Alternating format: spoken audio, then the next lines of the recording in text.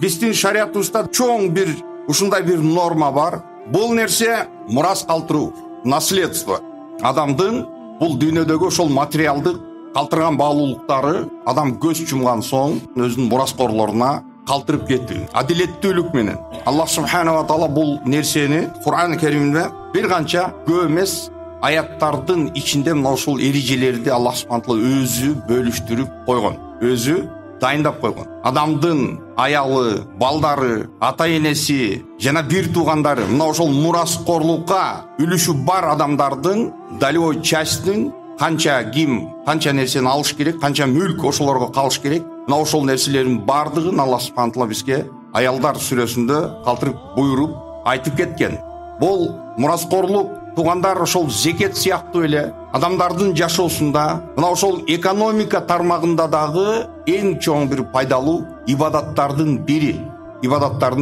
Пайгамбарыбыз Мухаммад саллаллаху алейхи ва салламдын айткан бир сөзүндө өзүнүн балдарынын келечеги үчүн адам мээнет кылып, тирилик кылып, мына ушул дүйнөдө топ-топ калтырып кеткен байлыгы бул эң сонун байлык деди. Эң сонун. Эмне үчүн дегенде туугандар мына ушул дүйнөдө адамдын капитал топтошу ошонун эки эле жолу болот. Бири адал өзүнүн кесиби менен акча таба турган болсо, экинчи адал ошол мыйзамдуу жолу бул мураскорлук, наследство. Ата энесинен ошол калган байлык. Бардыгыбызга белгилүү болгондой туугандар бүгүнкү күндө динсиз коомдорду көрүп атабыз. Бирок бул нерсе бир гана динсиз коомго эмес, ислам үммөтүндөгү адамдардын жашоосунда дагы бул нерсе болуп келет. Мына ошол мураскорлукту өз кезинде туура шарият көрсөткөн тартип эреженин ошол нормалары менен калтырып, бөлүштүрүп койгондун ордуна ошондой осуят калтыруу ордуна мурасты. Ал нерседен кайдыгер болгон адамдардын көз жумгандан кийин өмүр бою ушул тууганы менен катташпаган, мамиле жасабаган туугандары чыга келип, соттон сотко анын байлыгын талашып, ошентип күн өтөт. Көпчүлүктө аябай көп наразылык, сотторго исктер ушул сөзсүз түрдө мына ошол өлгөн байдын байлыгы үчүн туугандардын ортосунда ушундай чоң согуштар болуп келет. Ошондой нерсенин алдын алып, шарият Аллах субханала таала бизге мына ушундай эрежени Аллах таала динибизде берди. Аялдар сүрөсүнүн 7-аятында Аллах субханала таала للرجال نصيب مما ترك الوالدان والأقربون وللنساء نصيب مما ترك الوالدان والأقربون مما قل منه أو كثر نصيبا مفروضا. Аллах мына ушул аятта айтып атат. Эркектер үчүн ата эне, жакындары калтырып кеткен нерседен үлүшү бар. Ошондой эле аялдар үчүн болгон үлүштөр бар. Аялдын да үлүшү бар. Ата, эне жана жакындардын калтырып кеткен мүлкүндө алардын дагы акысы бар. Аспы, көппү дин шариятыбыз тарабынан милдеттүү түрдө жүктөлгөн абалда мына ушул эреже келет. Аллах таала айтат: "Қалла минху ау кафара насибан мафруда." Милдеттүү түрдө жүктөлгөн мына ушундай норма бар исламда. Мына ушул ислам динин критикалап келип аткан мисалы динсиз коомдор, алардын айтуусу боюнча исламда эркек жана аялдын ортосундагы теңсиздик жок. Аялларды булар ошентип чүмкөнтүп, буларды жашоодон чектеп, булардын укуктары эркектер тарабынан тебеленип атат деген сөздөрдү биз ар дайым угуп келебиз. Албетте мындай сөздөрдү мусулман адам жүрөгүндө Аллахка болгон ишеним, акыретке болгон ишеними бар адамдардан мындай нерсе, мындай сөз чыкпайт. Сөзсүз түрдө бул ушул динден тышкары жана ушул динге негатив көз караш менен караган адамдардын айткан сөздөрү, айыптаган курдооматтары бул. Исламдан алдыңкы аялдын орду туугандар аябай төмөн болгон. Араб коомун ала турган болсок, мына ошол Саудийский бүгүнкү ошол полуостров жарым аралдын ошол кездеги жашап жаткан араб уруулардын, ошолордун культура, ошолордун каада салттарында аялдын орду, социалдык орду аябай төмөн болгон. Аябай төмөн болгон. Аялдын ери өлүп калган кезде мына ошол эрдин жакындары бул аялды каалагандай бир буюм менен мамиле жасагандай ушундай мамиле жасаган. Кааласа катын кылып алат, кааласа башка бирөөгө эрге берип жиберет, кааласа эрге бербей пожизненный ошол өмүрүнүн аягына чейин ошол үйдө камалган бойдон калат. Бул мына ошол аялдын коомдогу болгон орду болчу. Батыш мына Европа өлкөлөрүндө, Америка Кошмо Штатты айтпайлы коелу. Ал да ошол Британиянын өз кезинде колониясы болуп, ошол Британия тарабынан бул Америка, түндүк, түштүк Америка ошолор аркылуу мына ошол негизделген, түптөлгөн. Ошондуктан батыш дегенибизде ошолордун баалуулуктары бардыгы бири-бирине идентичный, окшош. Аялдын укугу ал жакта дагы тебеленген, ушундай орунда болуп келген. Аллах субхана ва таала мынакей Ниса сүрөсүнүн, аялдар сүрөсүнүн 19-аятында мындай дейт: Я айюхаллазина аману ла яхиллу лакум ан тарису нисаа карха ва ла та'дулухунна литадхабу би ба'ди ма атайтумухун. О иман келтирген адамдар, мусулмандар, аялдарды мажбурлап, алардын каалоосуна, ыктыярына жол койбой, каалоосун тебелеп, ошондой мамилени аялдарга карата жасабагыла. Силер берген нерселердин кээ бирлерин, ошол материалдык баалуулугун кайтарып алуу жолу менен аларга ошондой тоскоолдуктарды жаратпагыла деп Аллах субханаху ва таала ушул жерде, ушул аятта дагы аялдардын, туугандар укугун Аллах коргоп жатат. Кур'ан Карим туугандар эне дагы ошол эле аял зат. Пайгамбар саллаллаху алейхи ва саллям ушул аял заттын даражасын көтөрүп, ал-джаннату тахта aqdamil ummahat, бейиш энелердин кадамдарынын астында деди. Бул деген аябай чоң аялдын кереметтүүлүгү, аялга болгон сый, туугандар.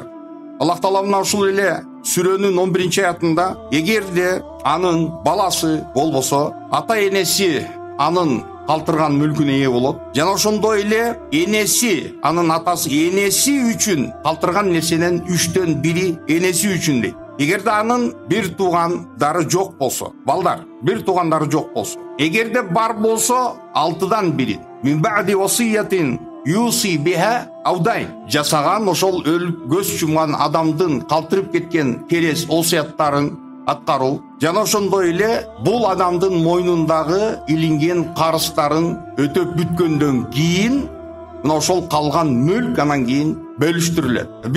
Биз бүгүн кандай сүрөткө биз күбө болуп атабыз? Атасы көз жумгандан кийин анын калтырган мал мүлктөрү мураскорлордун колуна өтүп, керек болсо ошол атасынын карыздарын талап кылып, акы ээлери келсе, ошолорду жолго салып, сөгүп, мына ошентип жолго салып аткан ушундай окуяларга биз жакшы күбөбүз. Ислам дининде туугандар эч кандай кемчилик болушу мүмкүн эмес. Ислам дин эреже нормалары бүгүн 21-кылымда ушундай адамзат өнүгүп, илимий технология жактан өнүгүп, ушундай болуп турган ушундай кезде бул дин адамдарды артка тартып, жашоодон артка тартат деген бул туугандар Аллах субхана ва таалага, пайгамбарыбыз Мухаммад саллаллаху алейхи ва салламга болгон чоң курдоомат. Кимде ким мына ушул нерсени ушинтип айта турган болсо, ал ошол кезде тоба кылып, мойнуна алып, Кудайга кайтышы зарыл. Аллах Тааланын буйруктарын бүгүн адамдар эмне себептен Кудайдын буйруктарына каршы чыгышы мүмкүн? Бул сөзсүз түрдө туугандар, ошол адамдын иманы, ал адамдын динден болгон маалыматы өтө тайкы болгондуктан мына ушундай өзү билбеген абалда Аллахтын динине, Аллахтын өзүнө, пайгамбарыбыз Мухаммад алейхиссаламга каршы душман болуп жатканын ал адамдар өздөрү түшүнбөйт. Туугандар, айтайлык, Аллах bir ayatına yusikumullahu fi avladikum lizzakari mislu hazzil unsayayn. Allah айтып атат, Кудай силерге ушул буйрган нерсеси балдарыңарда, алардын акыларында bir erkektin үлүшү 2 аялдын үлүшү деди. Мына ушул аятты көпчүлүк адамдар туура эмес түшүнүп, мына ушул жерде дагы аялдын укугу дагы тебеленип, мына ушул орунда адилетсиздик пайда болуп атат. Эмне үчүн дегенде биз адамдар мындай сырткы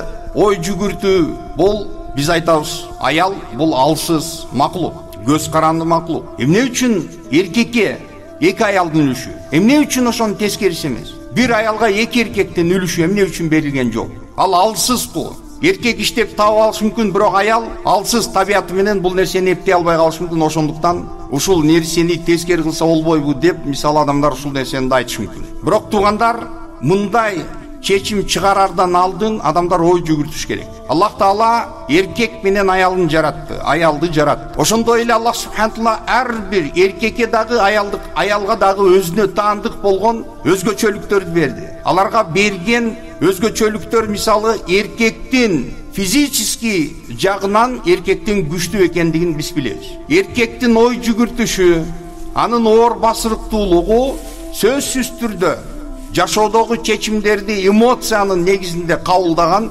аялдардан көрө эркек токтоорок, басырыктуураак келет. Жана ошондой эле физический багы мээнетке эркектин сөзсүз түрдө күч жагынан дагы анын өзгөчөлүгү бар. Эркек менен аялдын тең укуктуулугу деп, мына ошол эркек иштеп жаткан оор жумуштарды мисалы бүгүн көрөбүз. Ошол аялдар дагы тең ошол эркек менен аткарып келип атканын дагы жакшы билебиз. Үй бүлөнүн ичиндеги, быттын ичинде тазалыкты сактаган, кир жууган, тамак бышырган, балдарды төрөгөн, ушундай заботалар менен жүктөлгөн аялга кошумча дагы сыртта эркек менен кошо бирге оор жумуштарды аткарууга тең укуктуулук ураны менен мына ошол нерсеге бүгүн биз алып барып такап коюп атабыз. Сөзсүз түрдө мына ушул мураскорлук туугандар, тууганчылык жана жат болсо дагы ортодо нике аркылуу бириккен жакын адамдар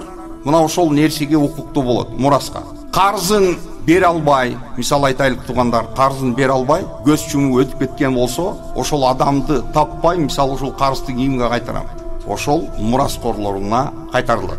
Калган мураскор. Адам өлсө болду, ушу менен о мен Аллаху акбар, мен ошол карыз кайтаруу милдетинен кутулдум дегени туугандар чоң жаңылыш. Кыямат күндө туугандар бул нерсе сөзсүз түрдө көтөрүлөт. Пайгамбарыбыз Мухаммад алейхиссалам айткандай, карзы бар адам шейит адам, шейит Алланын жолунда кан төгүп жан берген инсан кабырында кишенделген абалда турат дейт. Карызынан кутулмайынча. Туугандар, мына ошол мураскорлук туугандар ортосунда бөлүнүш керек. Калган мүлк ошол жакындардын ортосунда бөлүнүш керек. Бирок албетте бул процедураны баштагандан алдын бул адамдын өзүнө болгон ошол осуятына, адамдын биринчиден ошол карыз болсо ошол карызынан кутулуу керек. Ошондой эле бул адамды жууп алып барып жайга койгон кызмат ошол акыларын берип, денени жуушуп, аны кепинде алып барып ошол бардык ушундай ритуалдарды аткаргандан кийин ошол ритуалга кызмат кылган, көрдү каскан ошол адамдардын баарын мээнет кызмат акысын төлөп калтырган мүлктүн ичинен. Андан кийин ошол адамдын карыздары калып кеткен болсо, ошол карыздарын үзүш керек. Үзгөндөн кийин туугандар, баягы кишинин эгерде калтырып кеткен осуяты болсо, туугандар, мисалы бирөө айтышы мүмкүн, мен кеткенден кийин мына ошол жетим жесирлерди же паланча мына могу адамдар эме кылып турат, ушуларга жардам берип, акча эме кылгыла, башка кылгыла, же мечит салгыла, же дагы башка бир ушундай бир осуят калтырган болсо, ошол нерсени аткаргандан соң анан кийин бул каражат мураскорлордун ортосунда бөлүнүп баштайт. Мураскорлуктун дагы ошондой бир түркүктөрү бар туугандар, алар үчөө болуп, мына биринчиден ошол мүлк болуш керек, кембагалдын эч нерсе калтырбаган нерсесин, эмнесин бөлүштүрөсүн. Жана ошондой эле мураскорлордун бар болушу дагы керек. Жана ошондой эле мына туугандар осуяты болуш керек. Албетте бул мураскорлуктан дагы кур калган ушундай ситуациялар аз эмес. Мисалы ошол байлык үчүн, акчасы үчүн ошол мураскорлордун бири атайын ошону өлтүрүүгө барган болсо, кандай бир попытка, убийствого болгон попыткалар боло турган болсо, автоматтык түрдө кол салган, ошол нерсени көздөгөн, аракет кылган адамдар автоматтык түрдө мурастан кур калат. Мурас берилбейт мындай инсанга. Ошондой эле мураскор тирүү болуш керек. Өлгөн адамдын акысы деп туруп алып койгон болбойт. Жана ошондой эле мураскорлуктун туугандар ким акылуу, ошолорду тактап билүү, ошондой билими зарыл. Мураска акысы барбы, эгерде бар боло турган болсо, ошо үй бүлөнүн, ошол мураскорлордун абалынан карап туруп, анан кийин булардын долялары, үлүштөрү түрдүүчө бөлүнүп кетет, туугандар. Мисалы биз айтып аткан эркектин үлүшү 2 аялдын десек, бирок Куранда келген ошол кээ бир орундарда мисалы эркектен көп алган учурлар кездешет. Аллах субхана таала туугандар күнөөлөрүбүздү кечирсин, дуа кылабыз. Кудайым бардыбыздын күнөөлөрүбүздү кечирсин. Аллахым элибизге, биздин ушул журтубузга Аллахым тынчтык, амандык берсин.